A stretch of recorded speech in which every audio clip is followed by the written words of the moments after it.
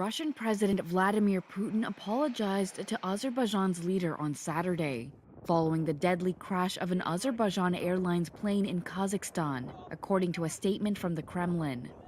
The extremely rare publicized apology from Putin was the closest Moscow had come to accepting some blame for Wednesday's disaster, though the Kremlin statement did not say Russia had shot down the plane, only noting that a criminal case had been opened.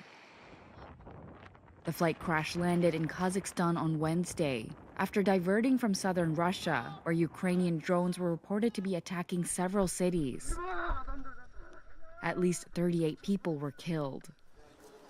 One of the victims, a 13-year-old boy, was buried on Saturday in Baku. Relatives said he was flying alone to Grozny, Russia, to visit his mother.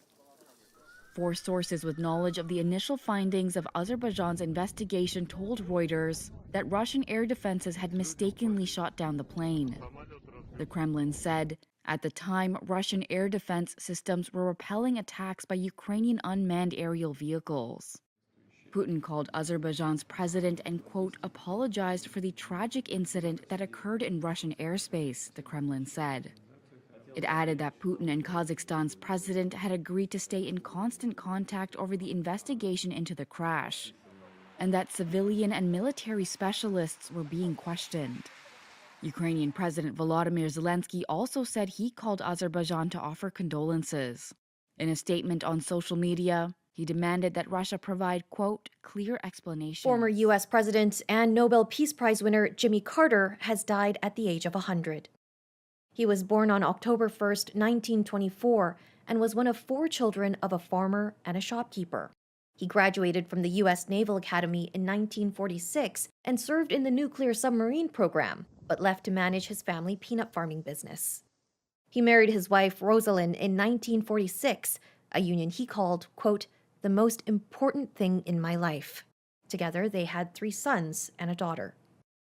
Carter had been a centrist as governor of Georgia with populist tendencies when he moved into the White House as the 39th U.S. president. I, Jimmy Carter, do solemnly swear that I will faithfully execute the office of President of the United States. He served from January 1977 to January 1981. His one-term presidency was marked by the 1978 Camp David Accords between Israel and Egypt, bringing some stability to the Middle East.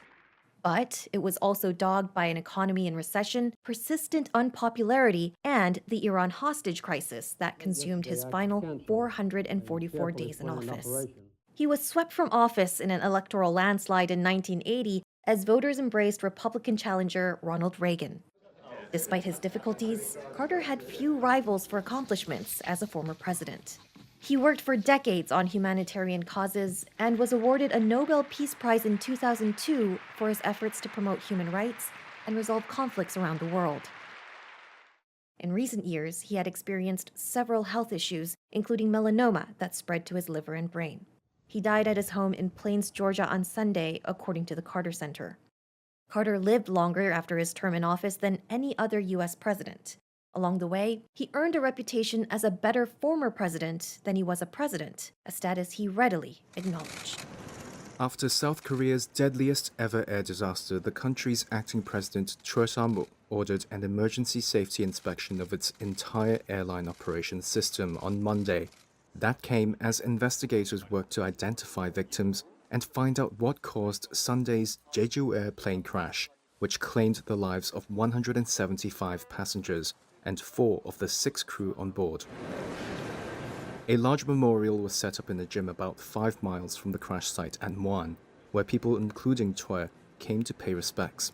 Meanwhile, the Transport Ministry said it would inspect all Boeing 737-800 aircraft operated in South Korea and look closely into its maintenance management systems. Authorities have recovered the black box from the crashed Jeju Air jet and say the U.S. National Transportation Safety Board will be joining in the investigation. The aircraft, which was coming in from Bangkok, had belly landed, skidded off the end of the runway, and smashed into a wall. A Transport Ministry official said Monday that Jeju Air pilot had declared Mayday and reported a bird strike.